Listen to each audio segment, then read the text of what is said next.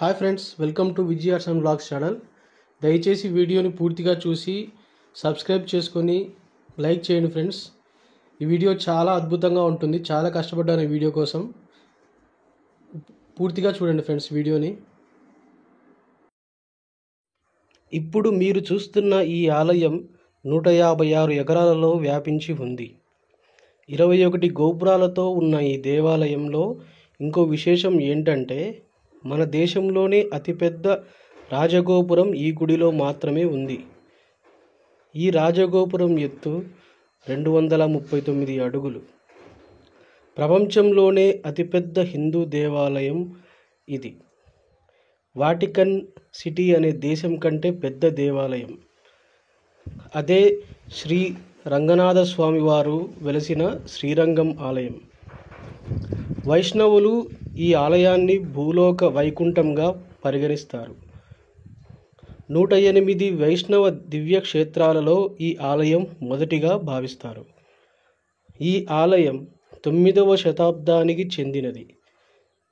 ఈ దేవాలయాన్ని చోళులు, పాండ్యులు, హోయసాల వారు, విజయనగరాజులు ఎంతో గొప్పగా అభివృద్ధి చేశారు. ఈ దేవాలయం ఒక గుడి మాత్రమే కాదు, 156 ఎకరాలలో వ్యాపించిన ఈ ఆలయంలో ఎంతోమంది జీవనం సాగిస్తున్నారు. ఈ టెంపుల్ కాంప్లెక్స్లో 50కి పైగా చిన్న చిన్న గుడులు ఉన్నాయి.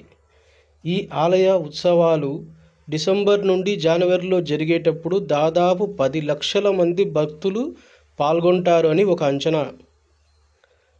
ఈ దేవాలయం తమిళనాడులోని తిరుచిరాపల్లి డిస్ట్రిక్ట్లో ఉంది. జీవితంలో ఒక్కసారైనా చూడాల్సిన గుడి ఇది. ఈ ఆలయంలో ప్రధాన దేవుడు విష్ణువు, శ్రీ మహావిష్ణువు మరో రూపమైన శ్రీ రంగనాథ స్వామి. 14వ శతాబ్దంలో ఈ ఆలయం ఢిల్లీ సుల్తాన్ వారి చేత అటాక్కి గురి అయింది. ఈ ఆలయ ప్రాంగణంలో ఎన్నో అద్భుతమైన శిల్పాలు ఉన్నాయి. 1000 స్తంభాల మండపం, రామానుజుల వారి శరీరాన్ని ఇంకా భద్రపరిచి ఇక్కడ పూజలు నిర్వహిస్తూ ఉండటం మరొక విశేషం. ఎంతో అద్భుతమైన ఈ గుడి సందర్శించాలంటే మన శ్రీరంగంకి రావాల్సిందే. ఈ ఆలయ నిర్మాణం జరిగిన రోజుల్లో ఇది ఒక నగరంగా ఉండేది. శ్రీరంగం ఆలయం యొక్క విశేషాలు చాలానే ఉన్నాయి. ప్రపంచంలోనే నిత్యం పూజలు నిర్వహించబడుతున్న అతిపెద్ద దేవాలయం శ్రీరంగం.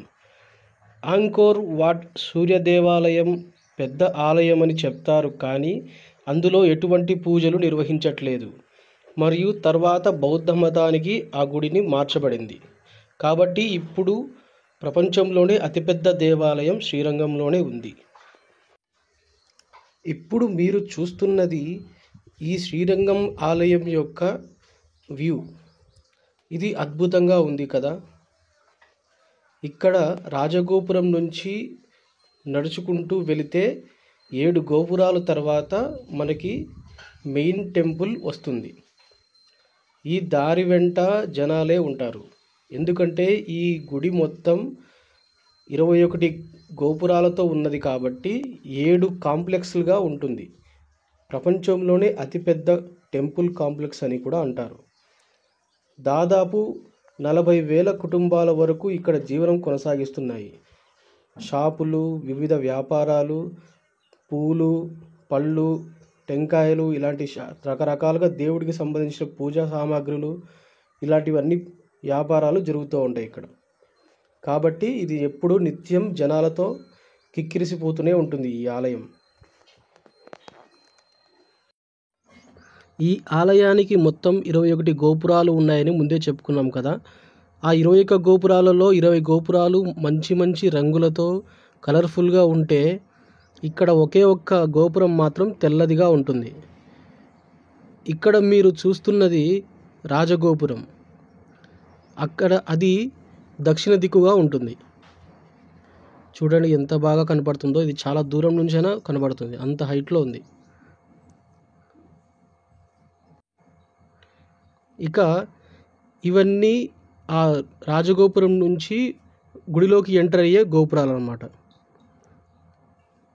ఇక్కడ మీరు చూస్తున్నారు కదా, బంగారు రంగుతో ఉంది. అది వచ్చేసి గర్భగుడి అన్నమాట. అందులోనే రంగనాథ స్వామి వారు ఉన్నారు. చాలా అద్భుతంగా ఉంది కదా ఫ్రెండ్స్. ఇక ఈ తెల్ల గోపురం వచ్చేసి ఈస్ట్ ఫేస్లో ఉంటుంది, అంటే తూర్పు దిక్కుగా ఉంటుందన్నమాట. ఇదొక్క గోపురమే తెల్లదిగా ఎందుకుందో నేను మళ్ళీ చెప్తాను మీకు. దీన్ని వెల్లై గోపురం అని అంటారు. 1323లో ఢిల్లీ సుల్తాన్లు ఈ ఆలయంపైకి దండయాత్ర చేసినప్పుడు అడ్డు వచ్చిన 12,000 మంది వైష్ణవులను దారుణంగా చంపేశారు. ఆలయాన్ని ధ్వంసం చేసి బంగారాన్ని కొల్లగొట్టారు. ఈ సమయంలో నమ్ పెరుమాల్ అనే విగ్రహాన్ని వారి నుండి రక్షించడానికి ఈ ఆలయ ప్రధాన అర్చకులు పిల్లై లోకాచారి ఈ విగ్రహాన్ని తీసుకొని మదురై వెళ్ళడానికి ప్రయత్నించారు. ఈ నమ్ పెరువాల్ విగ్రహం స్వచ్ఛమైన బంగారంతో తయారు చేయబడింది.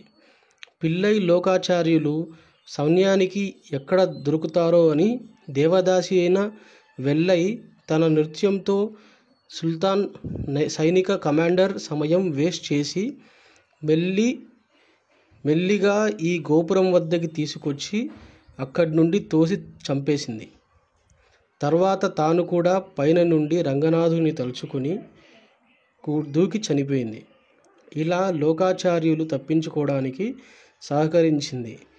తాను చేసిన ఈ త్యాగానికి గుర్తుగా ఈ గోపురానికి తెల్ల రంగు అనేది వేశారు. అందుకే దీనిని వెల్లై గోపురం అని పిలుస్తారు. చాలా దశాబ్దాలుగా ఇది తెల్ల రంగులోనే ఉంది. చూడండి ఫ్రెండ్స్, ఇది తూర్పు దిక్కుగా ఉంటుంది. దీనికి పక్కనే 1000 స్తంభాల మండపం ఉంటుంది.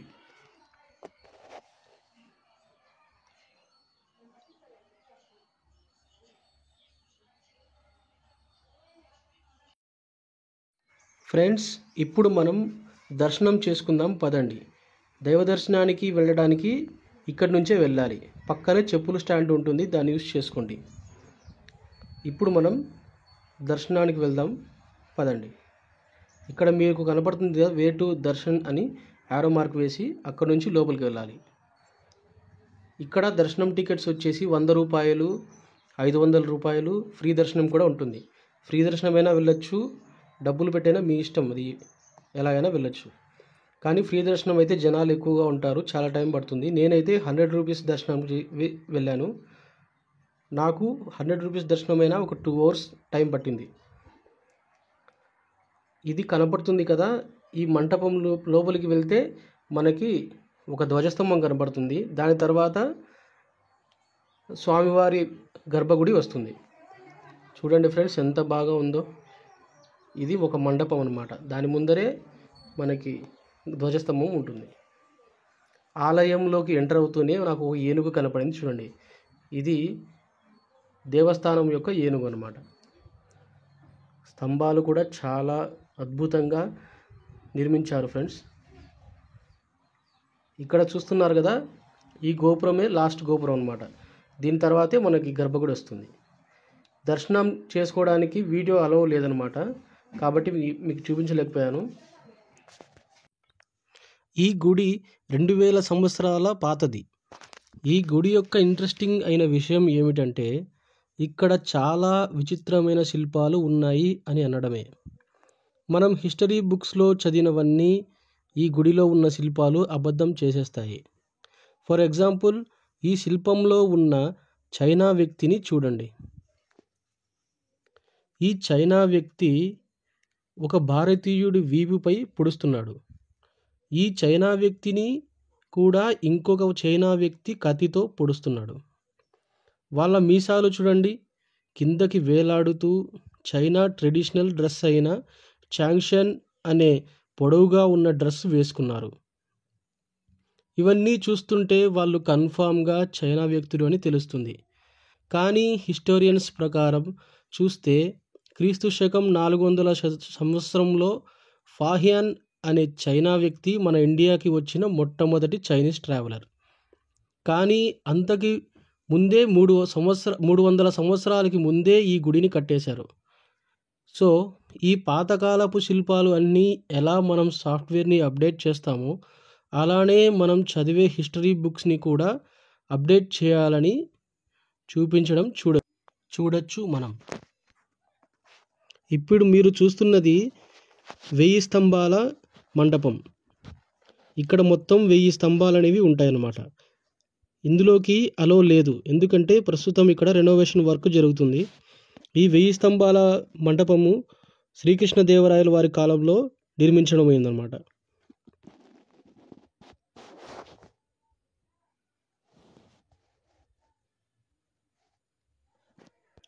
ఫ్రెండ్స్ చూడండి, ఈ మంటపంలోని స్తంభాలు ఎంత పొడవుగా ఎంత స్ట్రాంగ్గా ఉన్నాయో. 2000 సంవత్సరాల పాత ఆలయమైనా కూడా చెక్కు చెదరకుండా ఇలానే సపోర్ట్ చేస్తూ ఎన్నో ఎర్త్క్విక్స్ కానీ భూకంపాలు కానీ ఎన్నో ప్రమాదాలను ఎదుర్కొని మరి ఈ ఆలయం ఇంకా మనకి దర్శనం ఇస్తూనే ఉంది. ఇక్కడ మీరు చూస్తున్న ఈ శిల్పం, ఇక్కడ 2 జంతువులు ఉన్నాయి. ఒకటి వచ్చేసి ఆవు, ఇంకొకటి ఏనుగు. కానీ అవి రెండు ఒకే తలని షేర్ చేసుకుంటున్నాయి. చూడండి, ఒక ఇల్యూషన్ 3D పిక్చర్ని ఆ కాలంలోనే 2000 సంవత్సరాల క్రితమే ఎలా నిర్మించారో మీరే చూడండి ఫ్రెండ్స్. ఇక్కడ మీరు బాగా గమనిస్తే ఒక చెయ్యి మనం ఆ జంతువు యొక్క శరీరాన్ని మనం అడ్డు పెడితే ఏనుగు కనపడుతుంది. ఇటుపక్క ఇంకో ఏనుగు యొక్క శరీరాన్ని మనము చెయ్యి అడ్డం పెట్టి చూస్తే ఆవు కనపడుతుంది. చూసారా ఫ్రెండ్స్, ఎంత అద్భుతంగా మన భారతీయులు శిల్పకారులు ఎలా నిర్మించారో. నిజంగా ఇది ఒక అద్భుతం.